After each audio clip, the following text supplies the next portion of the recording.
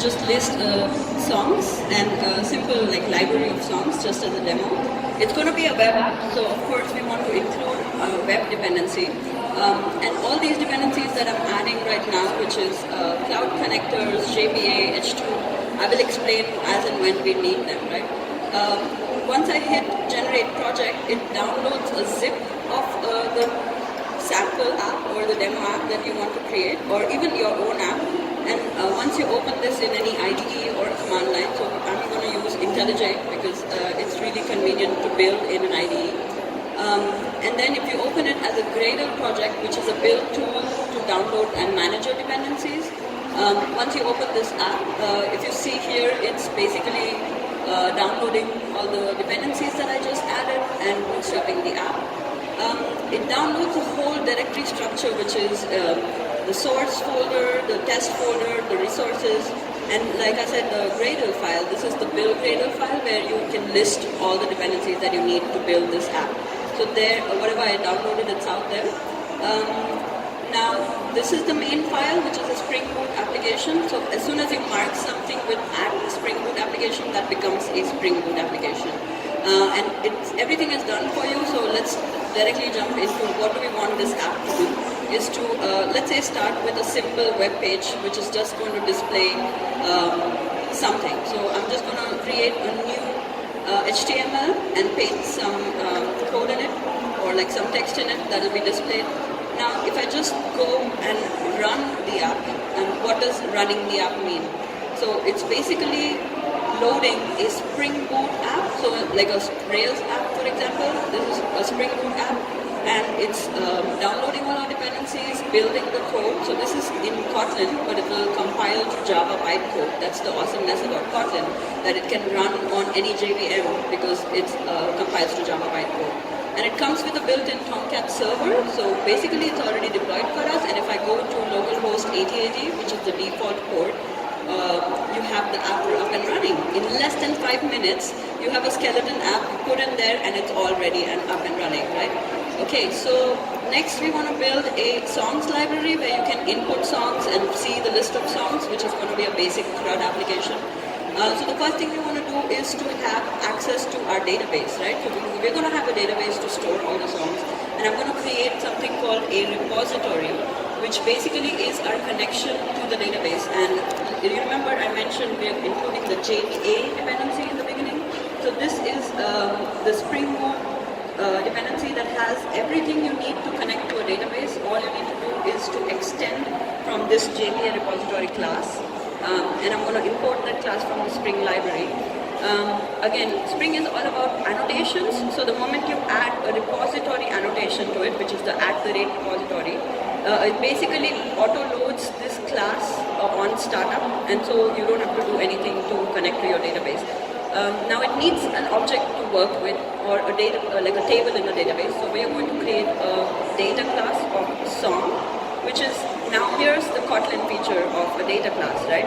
So a data class in Kotlin, which means you just need to tell it what are the fields that you want to work with, and once I mark it with the entity class, the table in the database will be automatically created.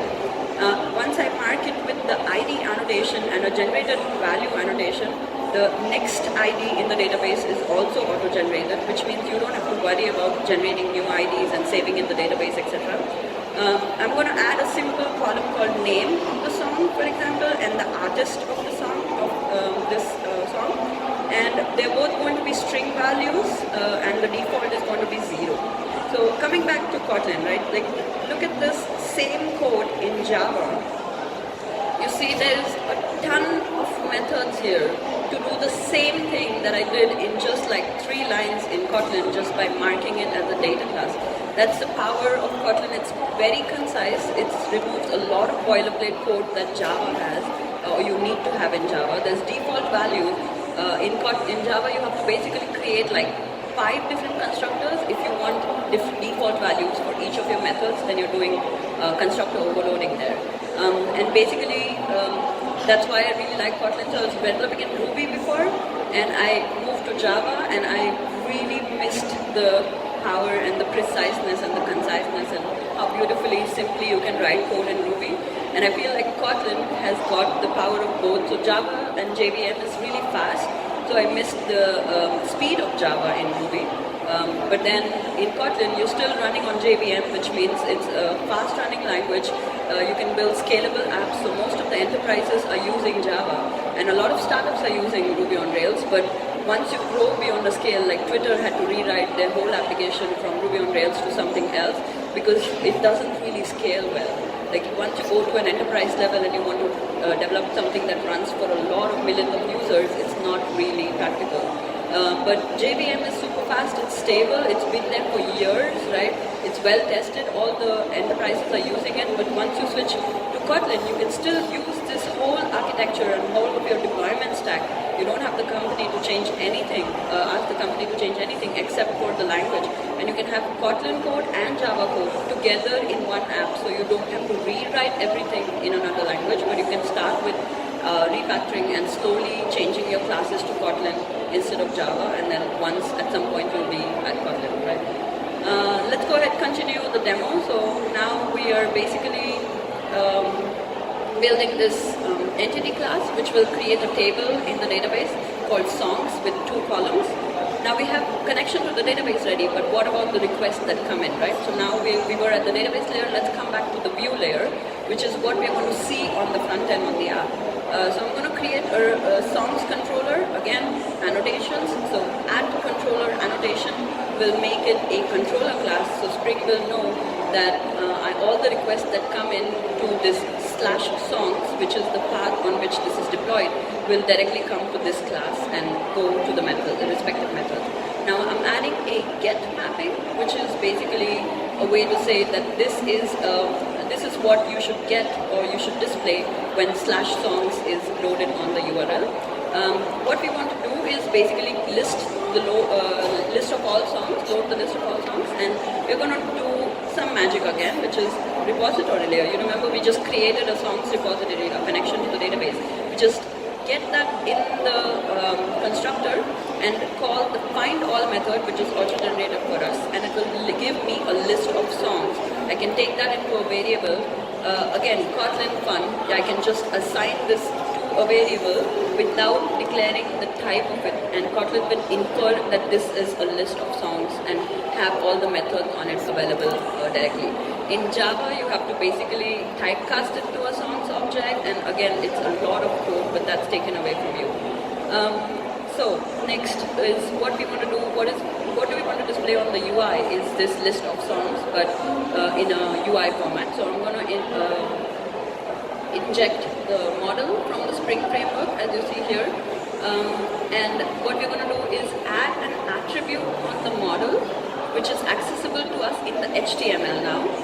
So we've loaded the songs repository and the songs from the repository, and now we want to give it to the view, so our controller is the connection between the two. And we're going to load it into a songs index template. This is where time leaf comes in, which is another dependency that I added right in the beginning, if you remember. And that what it does is a templating engine. So if I have something as an object on the server side, which is a songs list, and I've given it to the model, how do I access this in the HTML? That's where time leaf is helping you to get that songs object from the controller layer and then use it in the view layer, which is, I'm going to just display a very simple example of how to do it in HTML of listing in a tabular format. This tutorial is not going to cover any HTML, CSS, so I'm going to leave the prettiness out of it. It might look really ugly, but it works, right? So it's more on the backend side. So how does it do? How do we access the songs object? And we create a row, and for this row, we're going to use something called th.each, which is the way you loop over a list of songs or list of anything in time leaf. And the syntax for that is for each song from this songs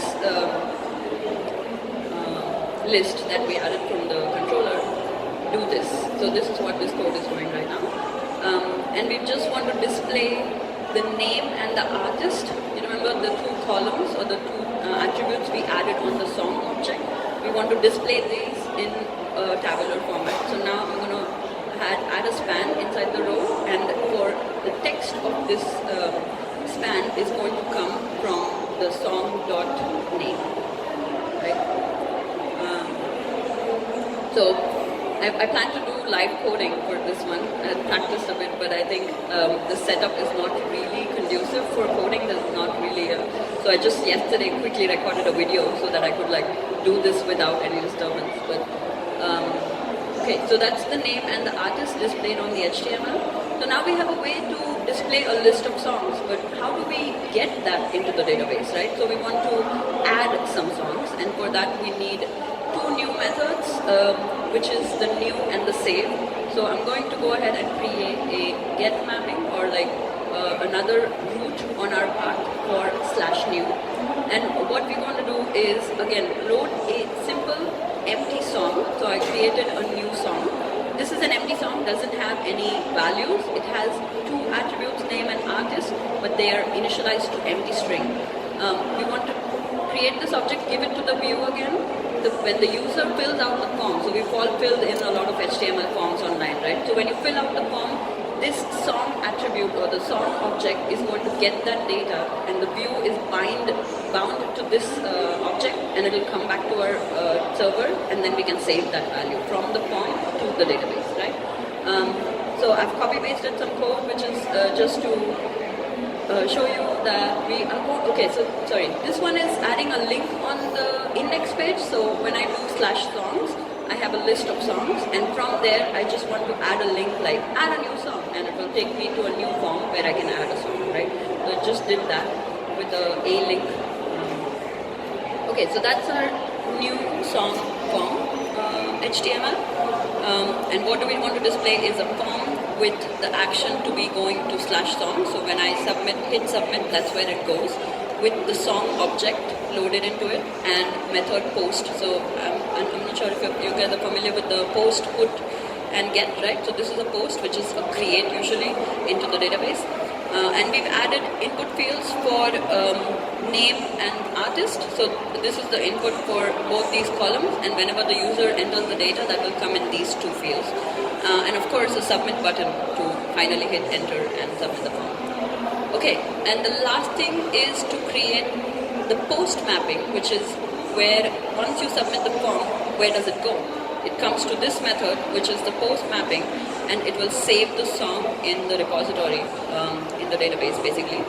Again, same procedural thing, add the model, and return a string, which is going to be what the return template for this should be. Now, like I said, in the form, if you remember, there was a song object and the two fields of it.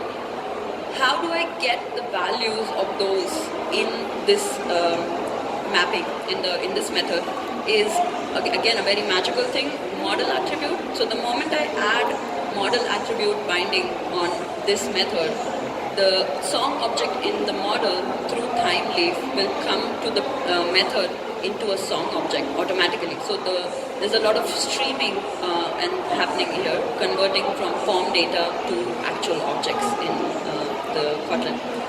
And what we want to do is just call save on the repository. So like find all was a method on the repository. We didn't add any of these methods. These are all coming from the JPA repository directly. There is similarly a save method which will save this to the repository, and when we want to just load up the list of songs again and load it into the songs attribute and redirect to the list of songs. So once the procedure will be, once I add a song on this form and hit submit, it will go back to the list of songs and load all the songs for me, right? So what have we done? Quick recap while I'm reloading the application here, which is doing the same thing like I explained last time. It's compiling our code and loading it on 8080. But what have we done? We've added a controller that is our connection to the database. We've added, a controller that is a connection to the requests that are coming from HTTP. And then we've added a controller which is a connection to the repository, which is the controller, which is the connection to the database. And then we have time leaf or the view. So MVC is basically 3 classes or 3 things in the Spring framework, and for every object that you want to create or add, delete, whatever, you just add these things And that's how simple it is to basically create a CRUD operation in Spring Boot. Let's go ahead and try this out really. So if I go to 8080 now and I go to /songs, it will load up this page, the index page, and an add link and a form for name and artist. I'm just adding one of my favorite classical songs, Tiny Dancer from Elton John, and that's about it. So how are we doing so far? Am I understandable? Okay, so that was part one of the talk, which is to build a simple app with Kotlin and Spring Boot. The second part is to deploy this. So now we want this somewhere on the cloud, and we want everybody to be able to access this, right?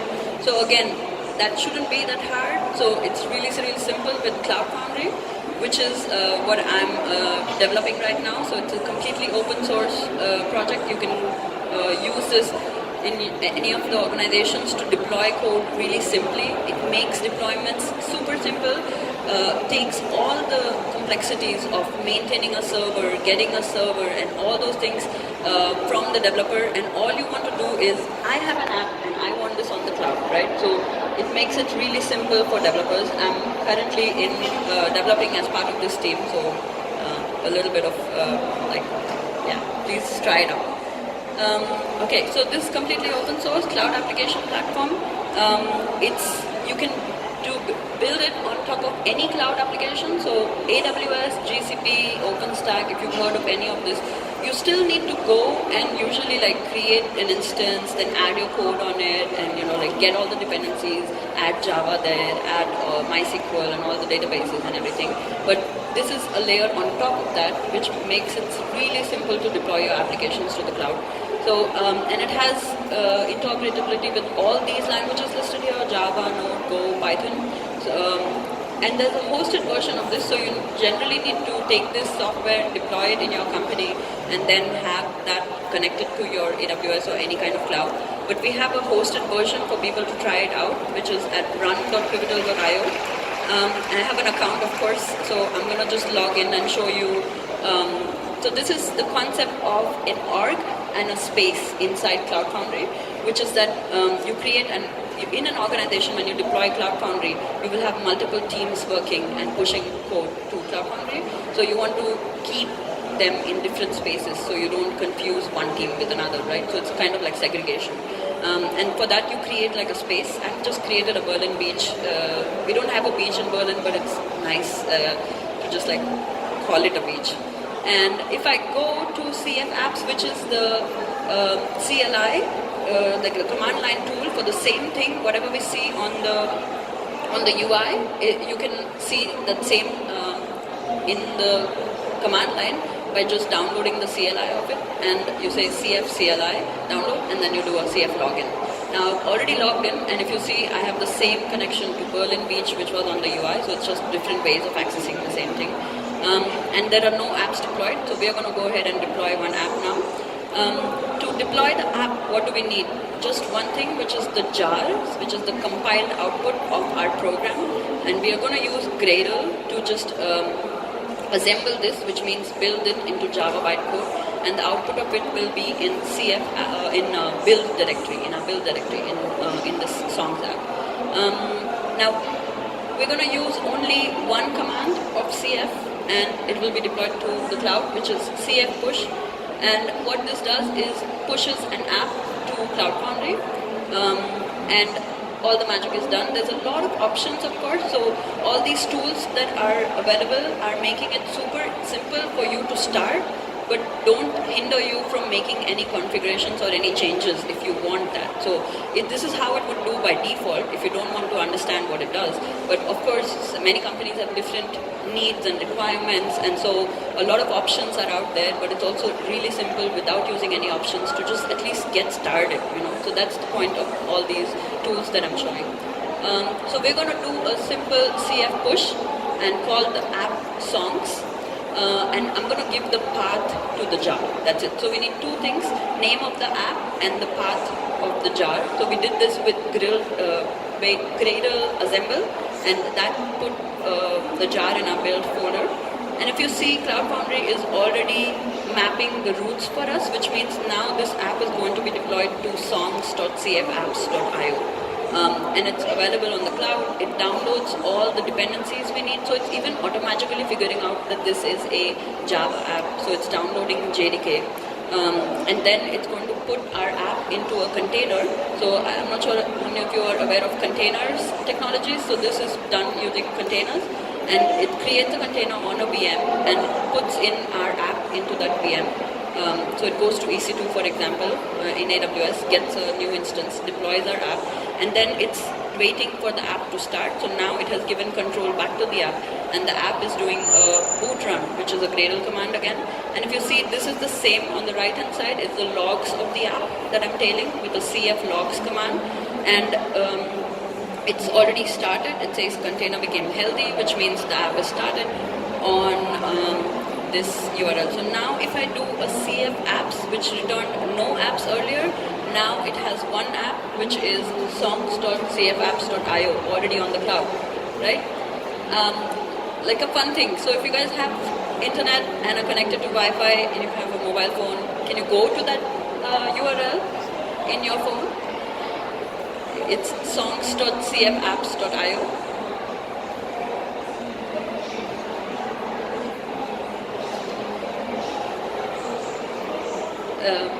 That URL in the browser, so songs.cfapps.io. And what do you see? It's the app that I just made available there. If you go to songs.cfapps.io/songs, it will be the list of songs. And of course, right now there's only one song, but would be great if I can get like the crowd here, the audience here, like add your favorite song. So I have a playlist of favorite songs from all my attendees. That would be really, really nice.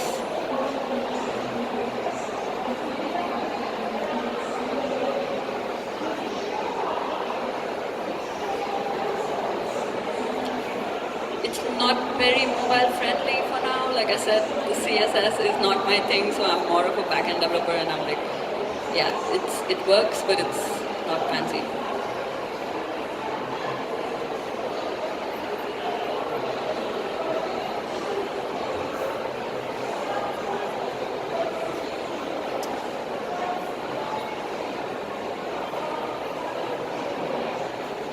Woohoo! So there's some songs coming there. Okay. This is some of my friends also adding some songs out there. Okay. Cool. So that app is going to be up and running. I'm also going to have some info added to that later, so you can always access it. All the links that I've used in this demo, I'm going to have it on /summary, so you can later on also just go in and check out all the projects. Okay, so let's continue. The next thing is database. So if you remember, so far we've never spoken about a database, right? And there is a database in there. It's already working. I didn't do anything to make it work.